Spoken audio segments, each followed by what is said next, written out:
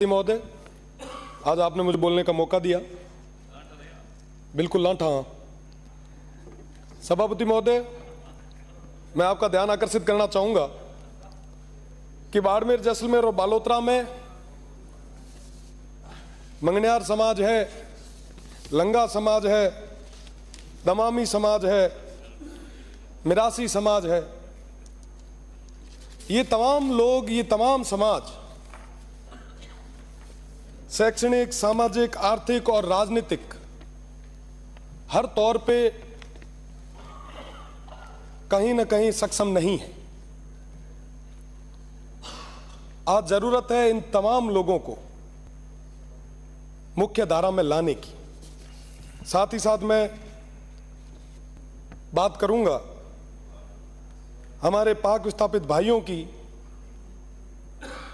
हमारे गाड़िया लोहार समाज की, हमारे जोगी समाज की, हमारे पशुपालक समस्त जितनी भी जातियां हैं उनकी, हमारे गवारिया समाज की, हमारे अपने ओड समाज की, सांसी समाज की, नाथ समाज की, कालबेलिया समाज की, साथ ही साथ समस्त घुमंतु जातियां और अर्ध घुमंतु जातियां हैं। आज के समय में उनके पास कोई भी तरीके की कोई भूमि नहीं है, वो हमारे अपने हैं। आज हर गांव की स्थिति ये है, वो लोग कहीं गोचर में बैठे हैं या कोई ना कोई सरकारी भूमि पे बैठे हैं। उन सभी को मुख्य धारा में लाने का काम, लाने की जिम्मेदारी हम सभी की। समस्त जितनी भी घुमंतु जातियां हैं, पशुपालक जातियां हैं, वो सब लोग अपना जीवन यापन करने के लिए दूर दराज क्षेत्रों में जाते हैं।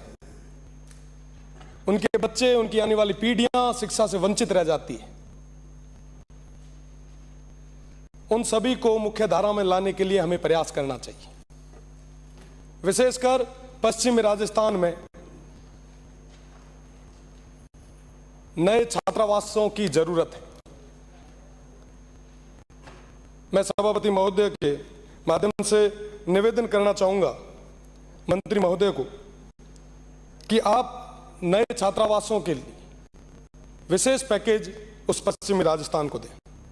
साथ ही साथ मैं निवेदन करना चाहूंगा, भील जनजाति की बात आज करूंगा। भील समाज और नायक समाज एक ही है, पर उन्हें अलग अलग कैटेगरी में डाल रखा गया। मेरा निवेदन है कि इन सभी को एक साथ किया जाए।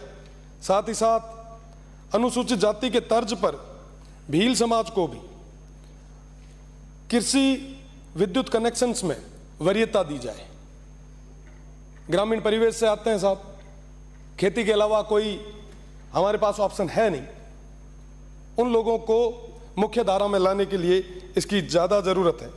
साथ ही साथ टाडा माडा जैसी योजनाओं को बाड़मेर, जैसलमेर और बालोतरा में रहने वाले हमारे तमाम उन वंचित शोषित परिवारों के लिए, उनके विकास के लिए ये विशेष योजना शुरू करनी बहुत ज़्यादा आवश्यक है। अभी बात चल रही थी थोड़ी देर पहले तक पश्चिमी राजस्थान की।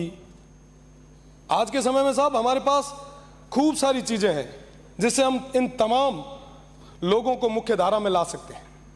पर मुझे ये कहते हुए बड़ा दुख होता है कि चंद लोगों का मल्टीनेशनल कंपनीज पे अधिकार हो गया, जिसकी वजह से ये हमारे तमाम भाई आज भी सब कुछ होने के बाद में भी अभावों में जी रहे हैं। आज के समय में आर्थिक रूप से आर्थिक सामंतवाद एक नया हमारे पश्चिमी राजस्थान में आ चुका है। वोट की राजनीति के लिए एक समाज से दूसरे समाज को लड़ाने की ये जो प्रथा शुरू हो रही है, मैं इसकी कड़े शब्दों में निंदा करता हूं। ये लोकतंत्र का पावन मंदिर है, इसकी एक गरिमा है। मैं सबसे छोटा हूं, यहां तमाम जितने भी मेरे बड़े भाई बैठे हैं, मैं माफी चाहूंगा अगर किसी को कुछ बुरा लगे तो। ये सब चीजें जब हम देखते हैं या हमारी आने वाली पीढ़ी देखती है, जब युवा साथी देखते हैं जो बाहर बैठे बड़ी उम्मीद लगा रहे हैं वो प्रदेश की तमाम जनता जो सोच रही है कि साहब अंदर बैठे हुए जनप्रतिनिधि कुछ अच्छी बात करेंगे, हमारे इस प्रदेश की बात करेंगे, यहां के विकास की बात करेंगे, जब ये चीजें सुनते हैं तो आप सोचो कि उन पे क्या गुजरती हो।